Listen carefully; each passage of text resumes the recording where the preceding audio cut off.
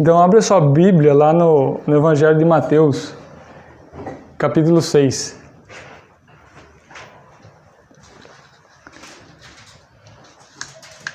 Daqui a pouco a gente já vai ter a Santa Ceia já. E hoje vai ser bem objetivo para a gente colocar em prática. Capítulo 6, versículo 22. Os olhos são a lâmpada do corpo. Se os seus olhos forem bons, todo o seu corpo será cheio de luz. Se, porém, os seus olhos forem maus, todo o seu corpo estará em trevas. Portanto, se a luz que existe em você são trevas, que grandes trevas serão. Então aqui a gente tem 3 pontos. A gente consegue enxergar 3 pontos aqui. O primeiro é um ponto fácil de interpretar. Os olhos, se os meus olhos forem bons, meu corpo inteiro será luz. Então quer dizer que se eu tiver um olhar bom, se eu olhar para a palavra, meu corpo vai ser luz. Agora, o segundo também é mais simples. Se os seus olhos forem maus, seu corpo será escuridão. E aí, ou seja, eu tenho que saber aquilo que é mal para eu discernir, para eu não estar numa escuridão. E o terceiro ponto, que é o que a gente vai explorar aqui rapidinho. Eu vou ler de novo ali, ó. Portanto, se a luz que existe em você são trevas, que grandes trevas serão. Então, peraí, tem uma luz que eu enxergo, que na verdade vai me trazer escuridão. É estranho isso, né? Jesus está falando aqui, existe uma luz que se eu olhar, vai me trazer escuridão. Como que pode um negócio desse? Por exemplo, o diabo ele usou a palavra para tentar Jesus. Quem lembra disso? Lá na tentação do deserto, ele usou a palavra. E aí Jesus respondeu com a própria palavra. Porque o diabo tentava e Jesus falava assim, mas as escrituras também dizem. Então o diabo tentava com a palavra e Jesus respondia de novo. Agora, para confirmar isso, vamos lá em Coríntios 11. Segunda carta de Coríntios 11. Depois agora eu vou dar alguns exemplos sobre isso. E não é de admirar, porque o próprio Satanás se disfarça de anjo de luz. Então tem aqui a carta de Coríntios falando para mim que o diabo, que não é algo bom, é uma escuridão na nossa vida, ele se disfarça de anjo da luz. Então, eu separei aqui alguns exemplos do que acontece quando a manipulação na nossa vida, ela é bíblica, ela vem de uma luz, mas ela é falsa. Por exemplo, quem aqui lembra daquela frase, crê no Senhor Jesus e será salvo tu e a tua casa? É uma promessa bonita, não é? Só que você lembra o que acontece nos versículos seguintes? A Bíblia fala que Paulo foi solto, ganhou o carcereiro. Só que depois o carcereiro levou ele para casa dos familiares dele, anunciou a palavra, batizou aqueles familiares, e então a Bíblia fala assim, e todos estavam felizes porque agora criam em Jesus. Então, se algum de nós não lembra o que aconteceu depois dessa promessa, a gente cai naquela manipulação da Bíblia, que é, eu vou crer em Jesus e não vou fazer mais nada, e a minha família vai estar salva. Mas existia um processo que Paulo fez com aquela família. Ele ficou um tempo pregando para eles, ele ficou um tempo falando de Jesus a ponto de eles se batizar. Então eles foram salvos. Segundo exemplo, eu sou o templo e não preciso de igreja. É interessante porque templo é uma coisa e igreja é outra. Então é uma frase que as pessoas têm acreditado hoje que não é verdadeira. Caiu na manipulação do inimigo. Por exemplo, não existia a frase, vamos para a igreja, lá no Antigo Testamento, na época de Jesus. A frase era, onde a igreja vai se reunir hoje? Porque a palavra igreja significa ajuntamento de pessoas. Então ela não é um encontro ritualístico no fim de semana. Então isso é bom a gente acordar, porque a gente está olhando para uma luz que vai trazer escuridão, uma luz religiosa. Terceiro exemplo, Salmo 91. Caiam 1000 ao meu lado, 10.000 à minha direita, eu não serei atingido, e eu vou ser protegido do terror noturno, da mortandade da meio-dia. Não é bonito esse salmo? Ver que a gente é tão protegido por Deus?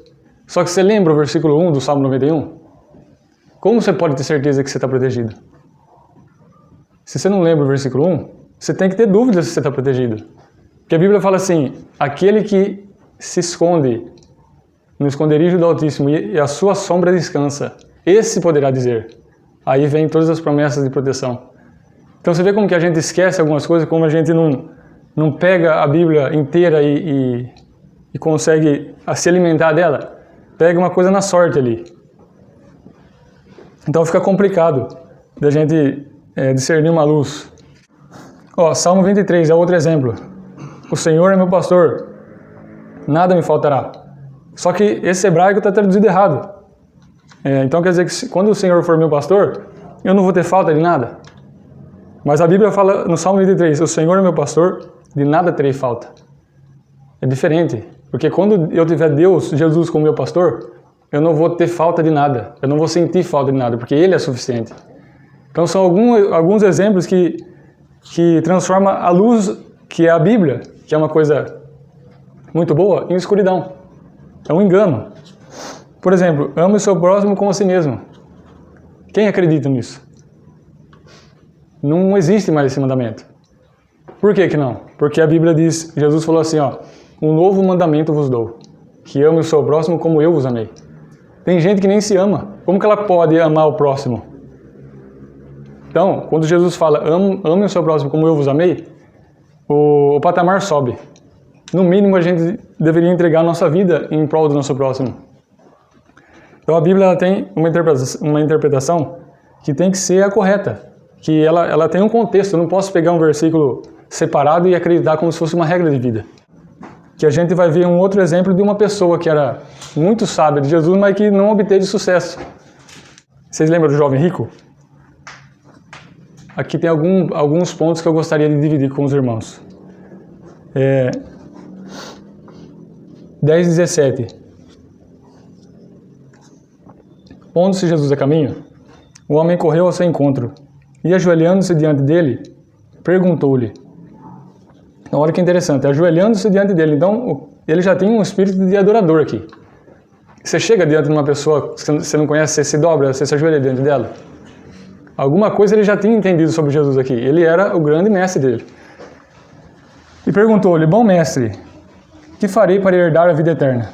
Jesus respondeu, por que você me chama bom? Ou seja, Jesus nem deu moral para o mestre, porque ele não quer ser reconhecido como mestre, mas como pai.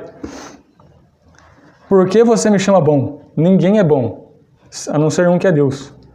Aí ele continua, você conhece os mandamentos, não mate, não cometa adultério, não furte, não dê falso testemunho, não defraude ninguém, honra o seu pai e a sua mãe. Só que Jesus não perguntou. Você reparou aí que tem um ponto final? Foi uma afirmação de Jesus. Ele falou assim, você conhece os mandamentos. Ele não falou assim, você conhece os mandamentos? Não, ele falou assim, você conhece os mandamentos. Não mate, não roube, etc. Então o homem respondeu, mestre, tudo isso tenho observado desde a minha juventude. Então ele era uma pessoa muito obediente. Então ele tinha um espírito de adorador. Ele era uma pessoa que conhecia a palavra, era obediente a Deus, cumpria todos os mandamentos.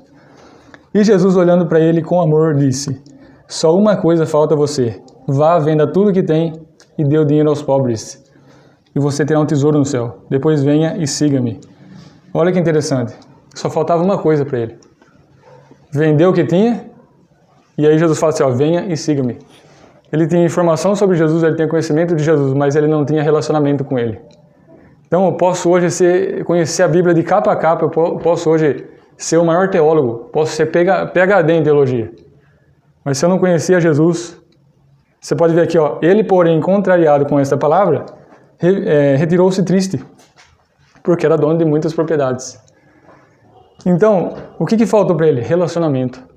Ele tinha um espírito de adorador, ele tinha uma obediência no coração dele, ele sabia quem Jesus era. Mas ele tinha muita informação de Jesus, ele não tinha amizade com ele. Então é esse tipo de coisa que o diabo quer te enganar. O diabo que conhece a Bíblia, ele quer muito bem que você conheça a Bíblia inteira, mas que você não tenha a revelação da palavra. Ele quer que você fique na letra, porque aí você se torna um religioso. Você pega um versículo na sorte e transforma aquilo como regra de vida. Ou eu faço isso para Deus gostar de mim, ou se eu não fizer eu vou para o inferno. Teve um grande avivalista, o John Wesley, que vivia religiosamente, ele vivia com medo do inferno, até que um dia Deus falou com ele. Então, são muitos textos bíblicos que a gente pega como uma regra de vida e a gente não tem um contexto. A gente pega um versículo aleatório. Quantas vezes você estava lá na sua casa, você não fez assim, ó, Deus, fala comigo. Aí você abriu a Bíblia aqui, achou um versículo. Só que aí você falou assim, mas isso aqui não é para mim, então eu vou abrir de novo. Aí você vai lá e aí acha um versículo até pior do que aquele. Então você não pode ter a Bíblia como um amuleto, sabe? A gente tem que ter a Bíblia como um alimento sólido. Por exemplo, eu tenho uma filha agora. Agora eu tenho que me preocupar em alimentar ela, em ver se ela está com fome. No começo, Deus faz isso com a gente. Ele dá um alimento simples para a gente aprender, para a gente se alimentar e ir crescendo. Só que quando ela tiver 16 anos, eu não vou falar para ela se ela está com fome. Eu vou tentar entender o alimento que ela está comendo, para ver se é saudável, se faz bem. Só que quando ela tiver 20, 24 anos, eu não vou nem perguntar se ela está com fome. Então, a gente tem que pegar a Bíblia por si só, porque senão a gente fica atrás de sinais. É um sinal, Deus dá um sinal aqui, aí vai lá e abre a Bíblia.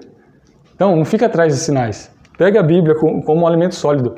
Não faça do seu devocional, eu vou abrir a Bíblia aqui, e aí você transforma aquele devocional em ritual. O devocional é maravilhoso, só que você tem que sair de lá alimentado. Se você aparecer todo dia, sentar todo dia de manhã, 7 horas, 8 horas da noite, meio-dia, para ler a Bíblia, e acontecer dessa leitura ela se transformar em algo automático, algo religioso, isso vai te atrapalhar na sua vida. Não adianta, você vai gastar o seu tempo. Você tem que ter alimento. Pega aquilo lá, Deus falou alguma coisa no seu coração, guarda aquilo. E se for necessário, se você estiver meditando naquilo, sempre, se for necessário você voltar no outro dia até, você ainda não entendeu completamente aquilo que Deus te deu. Se for necessário, fica meditando até você ter um entendimento. Porque são vários exemplos. Eu separei 5 aqui, daqueles exemplos de Bíblia manipulada. É aquilo que parece luz, mas que vai te trazer escuridão. E não é isso que Deus quer da sua vida. O que Deus quer é relacionamento. Você tem que ter amizade com Jesus. Então já está na hora da gente pegar alimento sólido. Transforma, não fica lendo o versículo, foi separado por causa de organização. O capítulo também. Mas se eu ficar lendo de versículo por versículo, eu tenho que pegar, na verdade, eu tenho que entender o seguinte, eu estou aqui no capítulo 5 de Mateus. Eu tenho que saber, no mínimo, o que aconteceu no 3, no 4, no 5 e no 6 para entender o 5. Então, pega a Bíblia como um contexto, porque senão a gente começa a criar regras de vida. E Deus não quer isso. Ele quer que a gente tenha um espírito de amizade com Ele. Adiantou o jovem rico conhecer tudo? Tem faculdade que você tem que estudar teologia, mesmo não sendo cristão, quer dizer, ciência da religião, né? Então a pessoa vai lá, ela estuda sobre religião, sobre Deus. Não é estudo de Deus, é um estudo sobre Deus. E adianta isso? Estou falando para a eternidade, porque se você for reparar no primeiro versículo, no 17 aí, o assunto que o jovem rico tinha era o que eu vou fazer para ter eternidade. Se Jesus chegasse hoje para você pessoalmente assim, e fizesse que nem o jovem rico, se ele falasse assim, eu sei que você conhece os mandamentos, eu sei que você já faz isso, mas só falta uma coisa. Para de assistir o que você está assistindo. Como que você ia reagir contra esse mandamento? Só falta isso. Para de ouvir o que você ouve, para de fazer o que você está fazendo. Como é que a gente ia agir se Jesus falasse isso? Porque só faltava uma coisa para ele. Aí ele falou, venha e siga-me. E não é de admirar, até Satanás se disfarça de anjo de luz. Isso,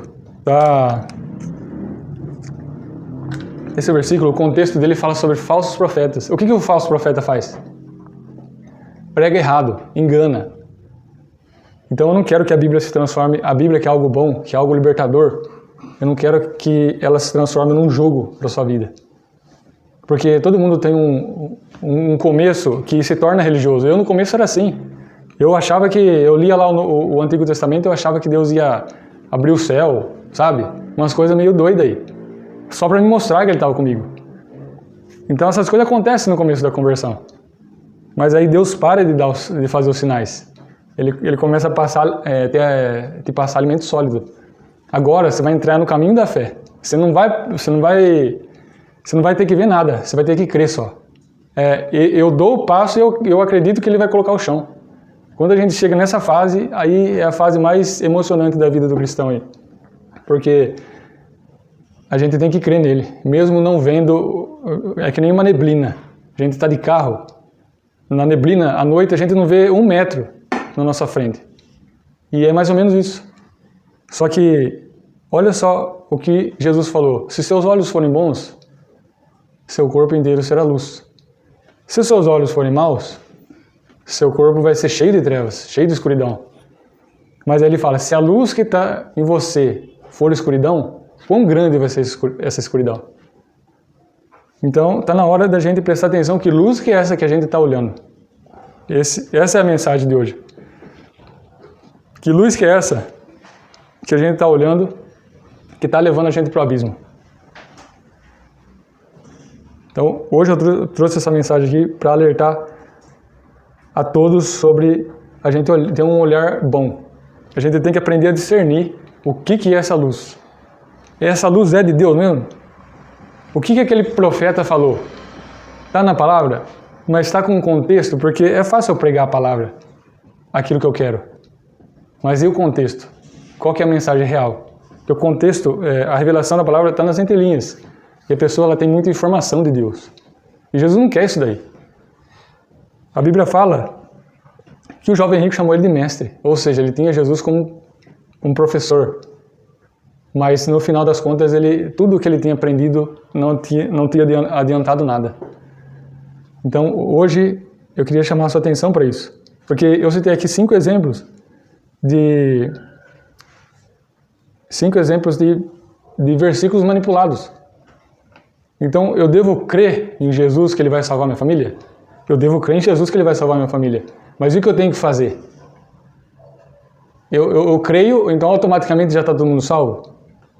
Só que aí a gente tem que lembrar que Paulo foi na casa daqueles familiares do carcereiro, pregou, teve um momento lá de batismo, aí todos ficaram felizes porque eles eram salvos. O esconderijo do Altíssimo. Adianta eu acreditar na promessa, mas não fazer aquilo que Deus quer que eu faça? Eu preciso me esconder. Mas não é que nem Adão. Adão se escondeu de Deus. Mas Deus pede para a gente se esconder nele. Então, por exemplo, Adão, ele tinha luz, ele tinha algo bom diante dele, que era a palavra de Deus pura, lá no Jardim do Éden.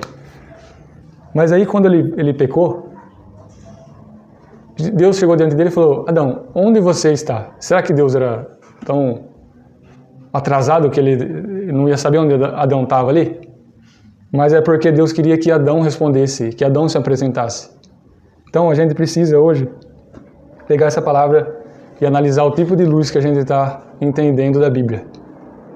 Esse foi só um exemplo. Tem um outro exemplo que me veio agora na cabeça. Você já ouviu aquele ditado que supostamente é bíblico? Na presença de Deus, a tristeza vai saltar de alegria. Interpretaram isso errado, porque ali, no livro de Jó, a Bíblia fala que a tristeza ganhou força. Depois vocês pegam o contexto, a tristeza ganhou tanta força que ela ia ficar mais feliz ainda de ver a desgraça acontecendo. Então é o contrário. Para a gente ver como que o pessoal tem manipulado a Bíblia hoje em dia. Então, se a luz que está em vós for em trevas, existe uma luz que é trevas. Basta saber se você está discernindo isso ou não. Às vezes você está caminhando a vida inteira achando que está com Deus, que está no caminho maravilhoso com Ele. Na verdade vai quebrar a cara igual o jovem rico. E pior para mim, porque se eu receber essa mensagem primeiro, é sinal de que alguma coisa eu tenho que observar na minha vida. Aonde eu estou olhando Jesus, que na verdade é uma luz enganosa, na verdade é uma escuridão. Todo mundo deveria fazer esse questionamento interno hoje. Então, essa era a mensagem que eu queria passar para todos. Lembrando que o diabo tentou Jesus no deserto com a palavra. Todas as respostas de Jesus foi com Deuteronômio. Aquele versículo, nem só de pão viverá o homem, mas de toda a palavra que sai da boca de Deus. Está lá em Deuteronômio. Então a gente precisa pegar realmente a palavra de Deus. A Bíblia diz lá em Deuteronômio, no próprio livro de Deuteronômio, Eis que tenho os céus e a terra como por testemunha, que eu coloquei diante de vocês a luz, a morte e a vida. Escolhe, pois, a vida. É uma questão de escolha. Você pode escolher se enganar a vida inteira, você pode escolher andar de joelhos em busca de um milagre, ou você pode se libertar. Ou você pode viver um relacionamento de perto com Deus. Então, se fosse para eu resumir essa mensagem numa frase, a única coisa que eu falaria é cuidado para não ir para o inferno com a Bíblia na mão. Porque hoje os falsos profetas, eles pregam, e eu teria medo de ser um falso profeta. Depois que eu li Ezequiel 34, depois que eu li o livro de Zacarias, depois que eu li Mateus 10, aí eu fiquei até com medo de pregar. Porque se eu falo alguma besteira, sabe, aonde eu vou... Depois vocês dão uma lida lá no que acontece. Então fica muito complicado manipular a Bíblia. Oferta, por exemplo. Tem gente que vai para a igreja apresentar e dar uma oferta em dinheiro. Só que ela dá porque ela não quer se sentir mal. Só que a Bíblia fala que Deus ama quem dá com alegria. Praticamente, se eu chego aqui e dou uma oferta com tristeza no meu coração, eu estou rasgando dinheiro. Não vai servir nem para mim e nem para Deus.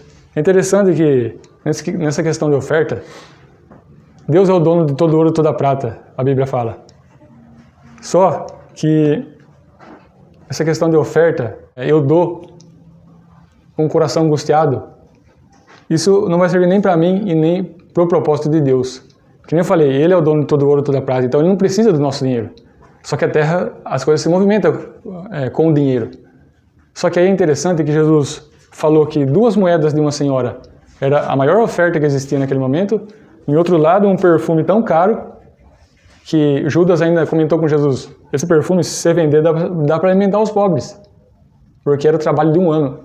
Só que Jesus aceitou o perfume, que era caríssimo, e as 2 moedas de uma senhora.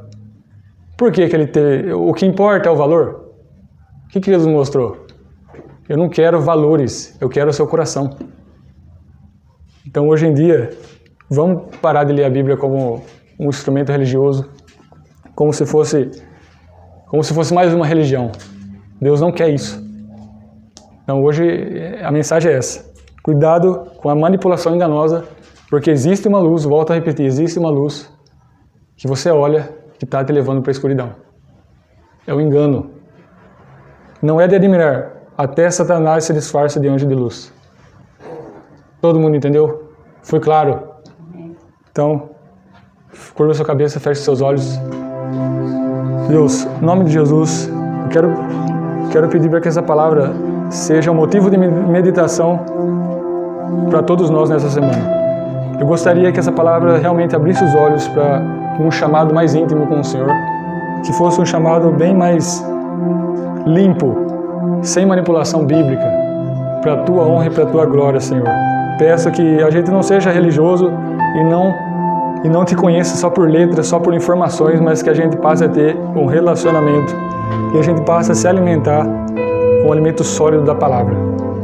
Que hoje seja um dia de libertação da religião, daquela luz que engana a nossa vida. Em nome de Jesus, amém.